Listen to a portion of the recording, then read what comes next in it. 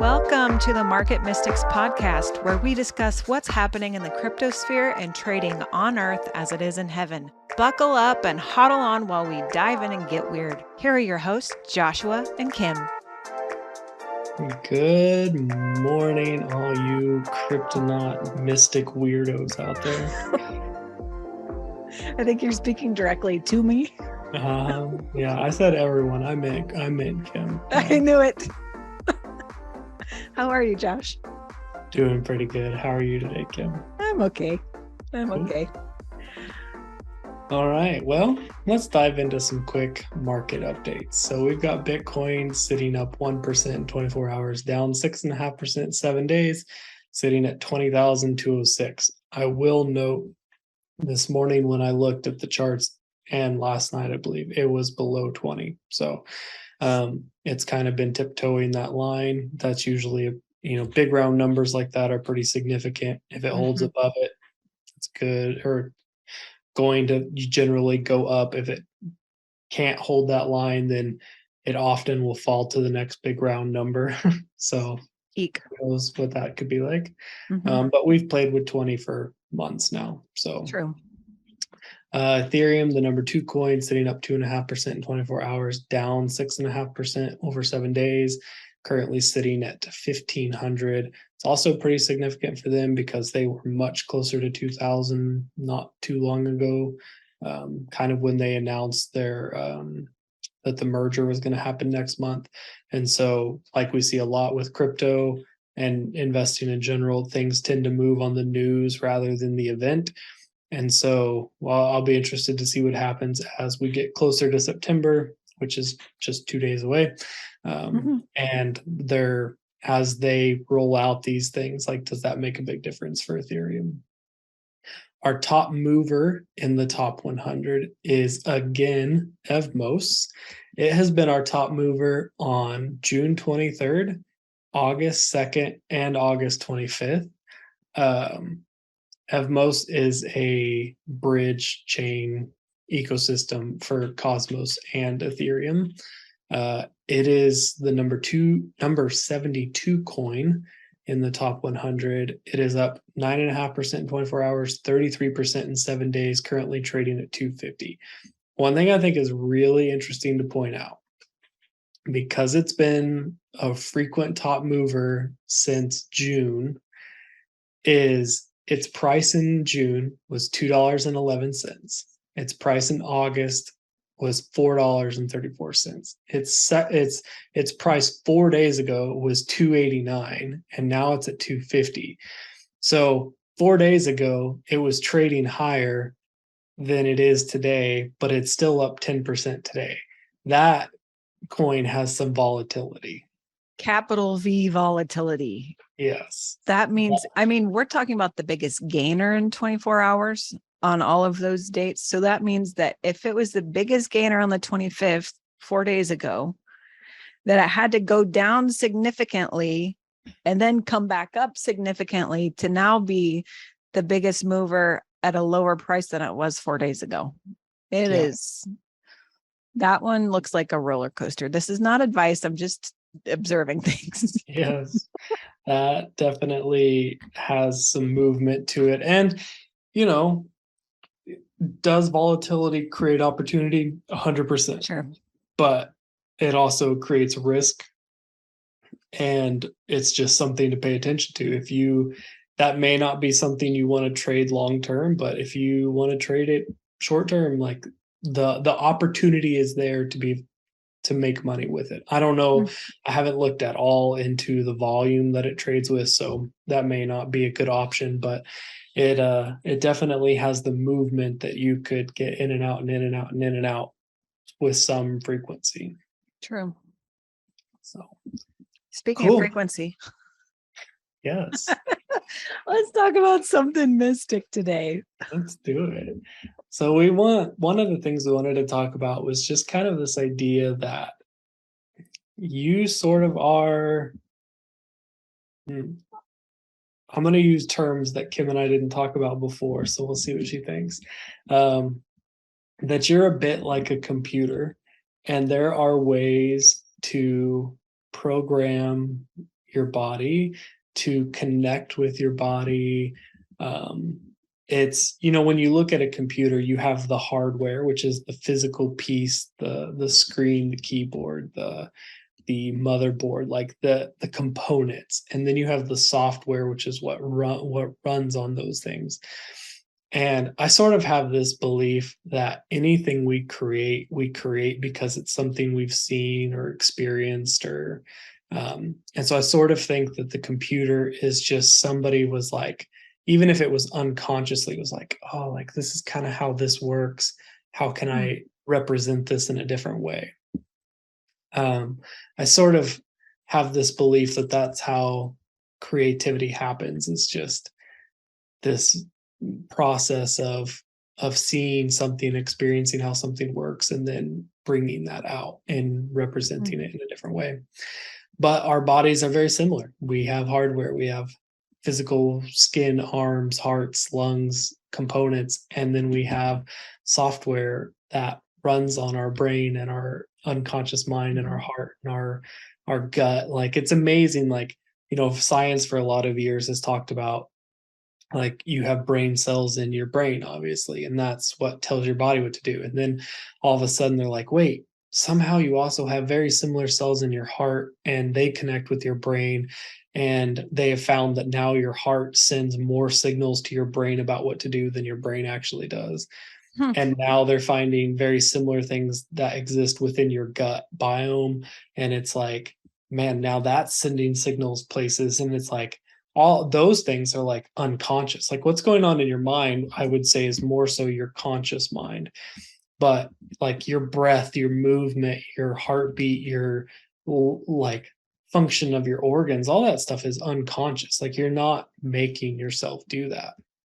But there are ways to, I don't know if hack is a good word, but like get into that part of the programming and connect with your body and connect with your creator. And um, yeah, like just change, from, it's almost like, I would say, it's, if I'm going to stay with the computer analogy, it's almost like, instead of just constantly running the operating system, it's getting into the coding of what makes the operating system work. Mhm. Mhm. um, and yeah, that's kind of, we're going to be very broad and general today, but that's kind of the area we wanted to go. That's good. I would say the word that came to mind when you were talking about that is like optimizing kind Mm, of how things function. So it's going in and making tweaks in the coding per se, if we're yeah, still speaking in that language, and optimizing functionality, right? yeah, Okay, so our topic today is meditation. I don't yeah. know if any of you would have gathered that. Maybe if you've meditated. Maybe. Um, I am here to learn today. I'll say honestly, I might have some things to say, but I am not a big practicer of traditional meditation. Mm, Um, and it's coming up in from a lot of different directions, I would say, yeah, yeah, within the stream of like the mystic Christians, if you would put that label on it, right? So there are lots of teachers, who are just naming some, mhm, who books are coming out and teachings are coming out and courses are coming out. yeah, Um, and so it's a thing right now. It's a common theme. So let's yeah, talk about it. yeah. One of the things I think is significant, like you mentioned, these teachers who flow in this river, this stream, this flow, um, are, in the past 12 months have been releasing some of these. And um, one of them, like, God specifically told, like, you need to start teaching meditation because it's how I'm connecting with people right now. And this is, I think it's, and relationship is just so important. And I think learning how to use the technology you've been given Mm. is is important. And like, I look at this in like my walk of faith. Like, I started in this denomination learning these things, and then I moved to this place and I learned these things, and I moved to this place. And I've been tempted at times to reject where I came from because it's like, oh, that's the old way.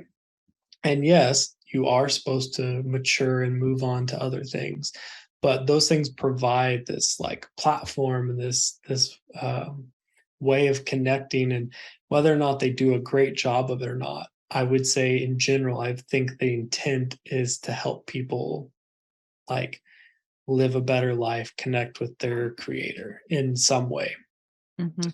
Um, but just by, we talk all the time about the importance of recognizing patterns as traders, recognizing patterns as mystics, as just humans, like seeing these things that are happening. And if you are seeing, like I have been, a pattern of people teaching meditation, maybe you should learn meditation. Like Mm. there's a reason that it's continually coming up, at least for me. And if you're not seeing that pattern, maybe it's not the pattern you're supposed to be engaging with. So really, I just want to throw that out there. Like this is not a promotion of saying you need to meditate. But in the Mm. circles I'm in, it is something that is being constantly pushed, like, you need to do this, you need to do this. And so like for me, I can't ignore that pattern. Yeah. But go ahead. I was going to say, I think one of the important things about it coming up, especially in this stream of Mm, Christianity, is it's really kind of taking the stigma off of this tool that is there that can be used to really connect with God, Yahweh, Yeshua, Holy Spirit, your creator, whatever it is that you want to call um, your Lord, right? But it's this tool that can be used for this, but there's been this stigma that's been put on it that it is new agey, it is of Eastern religions. And even though it may be used in those circles, that doesn't mean that it's not a tool that the Father has allowed or created or given us to be able to connect more fully with him. I think it has to be, where is your intention in this? And if you call it bad, it'll be bad. right. If you decide you're going to use it to connect with the Father, then you'll use it to connect with the Father. You know what I mean? And I think that's an important part of this, is taking that stigma off of it, right? So there's no reason why a tool that's been given to us needs to be earmarked only for those people, right? If it's a tool in which we can use to learn more from the Lord, then why can't it be for us? You know what I mean? And maybe you go to him and you say, I want to try this. And he goes, this one isn't for you. That's okay. Yeah. But maybe he says it is. So I don't know. I just want to throw that out there. I think we need to just, some of these things, they have those, it's taboo because it's been taboo because people have said it's bad. But just Right. because people say it's bad doesn't mean the Lord didn't give it to you so you could use. Yeah.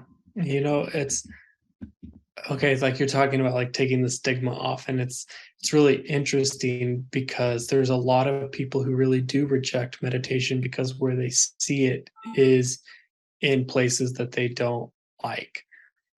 But the word meditation is used in the Bible over 20 times. And so it's clearly a concept that existed there. Even just the practice of it is much older than any, of our civilizations or generations. And I think that understanding where it comes from, or understanding how to use it, is important in that. And I just think, okay, so like the word wickedness means twisted.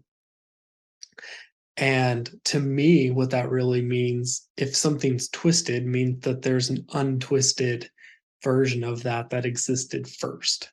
Mm. And so if you're looking at meditation and your mind is constantly going to, well, that's this religion or that religion, and it's not for me, then you're only seeing the twisted part of it. And there's an untwisted part of that that existed before the twisted part of that existed. And I think that it's it's significant to figure that out, because that helps you see how things are meant to be used. And Mhm. so, one of the things that um, these particular verses in the Bible don't actually say meditation, but I would argue that they are uh, meditation concepts. So in Colossians 3:2, it says, "Set your mind on things that are above, not on things of the earth." Um, and then in Philippians 4:8 it says, "Whatever is true, whatever is honorable, whatever is just, whatever is pure, whatever is lovely, whatever is commendable, if there is any excellence, if there is anything worthy of praise, think about these things." And that idea of setting your mind on something is a very meditative thing. Like it's, to use a stigma word, like it's a mantra. Like Mhm. it's this thing that you're saying, oh, like God, you're so good. And you're just throughout the day, you're thinking about this. That's setting your mind on something, that's meditating on a thought, that's continually bringing this up and repeating it. And what that's doing is that's programming your unconscious mind through repetitive use to understand that that's true. That's getting Mm. something from your conscious mind into your unconscious mind, which I would argue is probably the biggest thing with meditation, is learning how, like, if you're just living in your conscious mind every day, you're sort of living it, to use like this weird word, an unconscious life. Like you're not being conscious of the things you're doing. You're just getting up, you're going through your normal routine. You aren't seeing the patterns, and you're not breaking the patterns. You're just living a pre-programmed life that you've made for yourself. You're having the same thoughts, you're eating the same food, you're driving the same way. And I would argue that what meditation does is it helps you recognize patterns so that you can break patterns. And when you break patterns, you have to replace patterns. Like, if I am constantly having this thought pattern that is um, not super healthy, like, like I'll just say there's a particular part of your body you don't like. And every time you walk by a mirror, that's what your mind focuses on. You're training your body, your unconscious mind, to not be happy with that. Mhm. And your unconscious mind is what runs your body. It's what runs all the organs. It's what runs your production of everything. And if you're programming that to have negative outlooks on yourself, then that's the way it's going to respond. And so I think one of the only ways to really break that is to come out of that pattern of living, and to be able to recognize what's going on so that you can change it. And meditation is a great way of doing that. I mean, there's several ways of doing it. There's what I would call like contemplative meditation, where you are focusing on a particular thing, and maybe you're trying to see it from a different perspective, or maybe you're just like we said, God is good. Like, maybe you're just focusing on this one thing and saying, okay, like, I'm just going to hold this in my heart and allow God to expand it. And like, you can do that with all sorts of things. Like, you can read books of mystics of old who would stare at rocks or flowers for hours and hours, or days. And at some point, like, they would see life come out of it, and like they would experience light and love and God through this aspect of creation. Like, that's setting your mind on something. And I would argue that part of the benefit of meditating is learning to set your intention on something singular and hold it there. Like, you can't okay, I'll speak to myself. I have a hard time doing that in my normal life. I have a hard time holding a singular thought for very long. But doing this type of meditation where you're focusing on one thing trains your body to be able to hold a singular thought. And there's this concept. that I read about where people were trying to manifest things from the unseen realm into the seen realm. And the first part of it was hold the purest form of that in your mind, hold that intention of that item in your mind. And it was like learning, like, okay, like, let's say I want an apple. Like, can you focus on an apple and keep an apple in the forefront of your mind in the purest form of it, in the simplest form of it, an apple, and just keep it there for more than a few seconds? I struggle with that. Mm. But that's one thing I've learned in meditation is it helps you do that. It helps you set your mind on something and hold it there. The other type of meditation is what I would refer to as mindfulness. And it is like being an observer of what's going on. And I think this is where recognizing patterns and seeing patterns, I think, comes from this type of meditation, is stepping back, and you're not necessarily trying to empty your mind of everything. You're just observing what's going on. And you will start to observe thoughts that you wouldn't say came from your conscious mind. You would start to observe feelings, and like it can help you connect with your body and start to feel like, oh, this is what my toes feel like, this is what my ankles feel like, this is what my liver feels like you can do that through mindfulness. Like, as soon as you stop having like just surface level thoughts and you start observing what's going on, it will pull you deeper into yourself. And I think that's significant, just to not. One of the things that I would say the past few years have shown is that not everybody chooses to be a critical thinker. And I don't mean critical and negative, but I mean actually take a concept and question it. Mm. But mindfulness will help you start to think deeper than surface level. And I think that that is so important, such an important skill to have in life, not just to see a narrative or a headline and say, okay, that's okay. Yeah, that's that. But to take that and go a couple layers deeper and start asking questions about it. Like, I think that's an important skill to have in life, is, to be able to have your own thought about something. And yeah, I think meditation is a great way of doing that. Hmm. Do you think that uh contemplative, I honestly don't understand that word. I'm just going to be honest.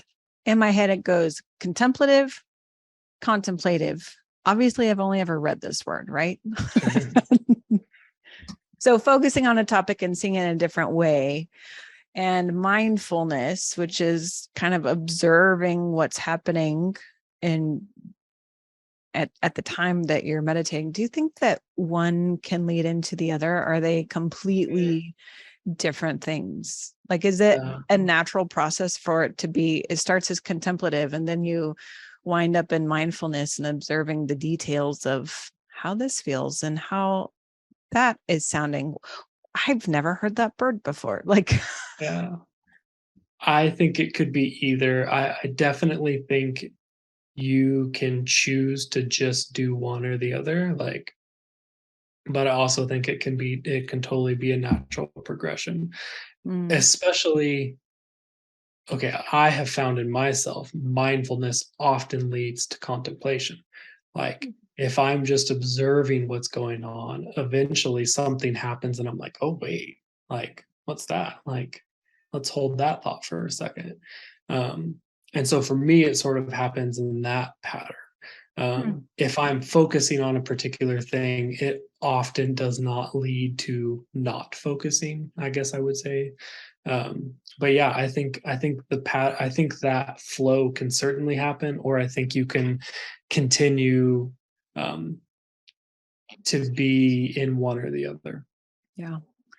I have to Mhm. say, when you were talking about some of this stuff, so I mean, I'm just being honest. I'm not horribly familiar with all of the concepts of meditation. It's not something that I consciously, just part of the whole meditation lingo, Mm. that I'm consciously engaging in, right?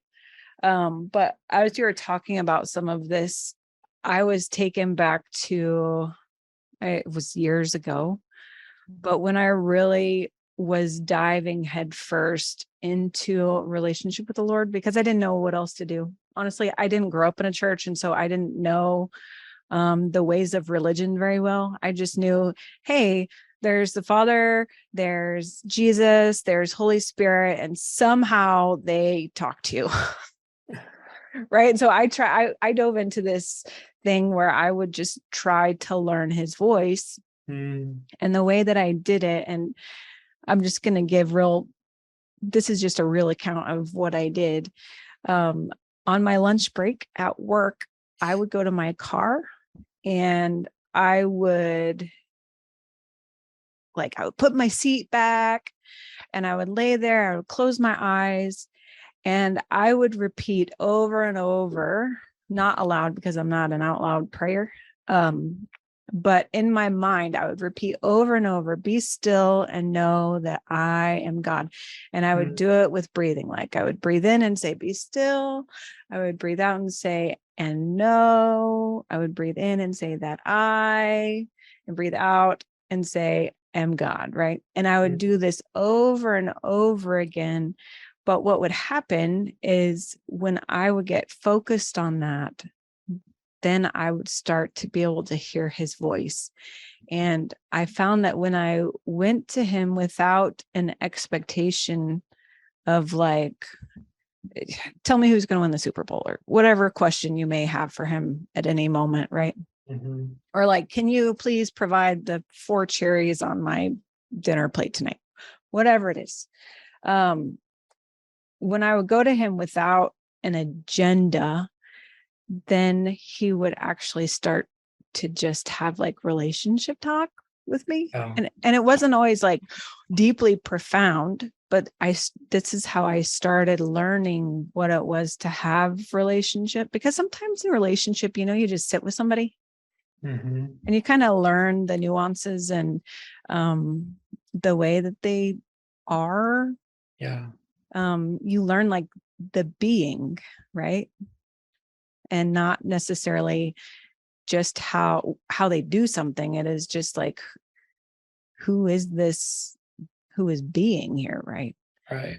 Anyway, so as you're talking about this, I'm thinking, well, maybe I have meditated more than I think, because this went on for years and years and years. And even still, if I get to a place where my mind won't slow down and I can't focus easily, because I will say after years of doing this, then it becomes very easy for me to focus on him. You know what I mean? This is why when things shifted from like the traditional church way of praying and communicating with the Lord to this door opens with engaging heaven, which is something that happened in my life and ministry that I've been involved in for a long time. But when that door opened, it was an easy transition because I'd already gone through a bunch of this where I learned how to focus and listen to be able to then observe, which is interesting. I'm not saying I'm like good or better than anybody. I'm just saying, as you're talking about this, I thought, well, maybe I did meditate. I just never called it that. Right. But it did do something, and it has now trained my being. So it is both my body and my mind, will, emotions, my soul, to be able to like be still and focus. Yeah. And if like, it's funny when Josh and I pray together often, I mean, at the same time, we focus on the Lord individually, and then we talk about what we were receiving or whatever. Yeah. But if you're ever around me when we do this, I do it with other people too. You will see me. It always happens. I always take a deep breath in and I always let a slow breath out, and then I'm focused. But it's like, now that's all I have to do. I don't have to do the be still and know that I am God, Yeah. No, I mean that's 100%. I would argue that's definitely meditation, and that's definitely programming your mind to, okay, when I do this, this is what happens. Um, I know people who will meditate with certain music on, Mhm. and then if they listen to that music again, it's like instantly, boom, Takes you back. my mind knows that this is time to connect with God. I know people who will use a certain pair of shoes. Like they will buy a pair of shoes and they will only wear that pair of shoes when they're praying, meditating, connecting with God. And then if they put that pair of shoes on, it's just their body is like, hey, I do this. Huh. I would also argue to that um, things like prayer beads, Mm. what's the Catholic word for that? Rosary. Rosary. That using things like that is doing the same thing. You're programming your body that this motion means I'm connecting this way. And I don't think that all those things are wrong or bad. I think it's simply training yourself. And yes, I do too. Yeah. like yours with breath is a less noticeable thing. Like it's different than me being like, oh, gotta go get my prayer shoes. Um, like it's different than that, but it's the same. Like neither one is better or worse. Right. Like it just that's the way your body is trained to connect. And I think that's so cool when things like that happen. Like I think that this is what we're learning how our bodies work. We're learning how our minds function, and we're learning that it isn't this random, like unconscious program that just runs, but that you can change the program that's running. That's that's what I think meditation does. I think that's why it's significant is you're learning to be a programmer. You're learning to see patterns and change patterns. Mm. Yeah. I think that's important. I also, when you were talking about um, connecting your consciousness with the unconscious, I think there's an importance too in this being able to not have them operate so independently and separately, but it's almost like creating that bridge so that they can function together, like knowingly together. They can Mhm. consciously be conscious Unconscious. Yeah. about these things. I mean, I think that's important because when they operate separately, then they're going to want to do what each one wants to do. It's like there's a will for both, but when you unite them, then they can come under um, one intention.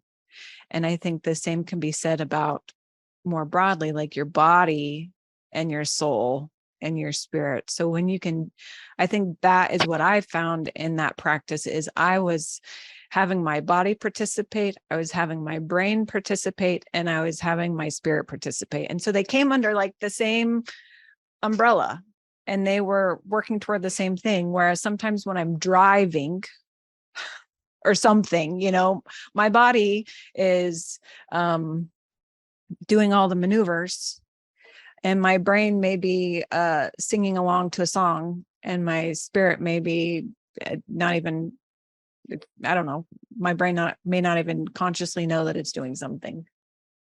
You know what I mean? And they all operate independently, but when you can get them to kind of join forces toward the same thing, I think that's when you can really see some growth, some deep changes, some. I'm gonna say change. Like I think that that's one of the big things that becomes available is change. And I wanted to point out there's a verse that's relatively familiar to everyone. It's Romans 12:2, and it's do not be conformed to this world, but be transformed by the renewing of your mind. And what's really interesting, and I was trying to pull it up while you're talking, but I didn't quite get there. You should The have word just mentioned it because it's my very favorite verse in the whole Bible. the word transformed there is the same word that's used as transfigure when Yeshua is transfigured. And it's the same root word. And I think that is so important, because what that verse is saying is, hey, what you think about changes not just your mind, but your physical being. What you focus on, what you think about, changes your physical being. And I think that is not taught enough, but I think that is what we are seeing with meditation coming into such a forefront. Is it is a shift in what you are thinking about, and it's a focusing on something different, which is going to bring about change. You sitting in your car every day and be still and know that I am God brought about a physical change and a mental change in your body and your life. And I think that's what we're learning. And it's powerful. And I think that is significant. It's a big deal. Mhm. Cool. Well, I don't have anything else. Do you have anything else? Nope. Sounds good.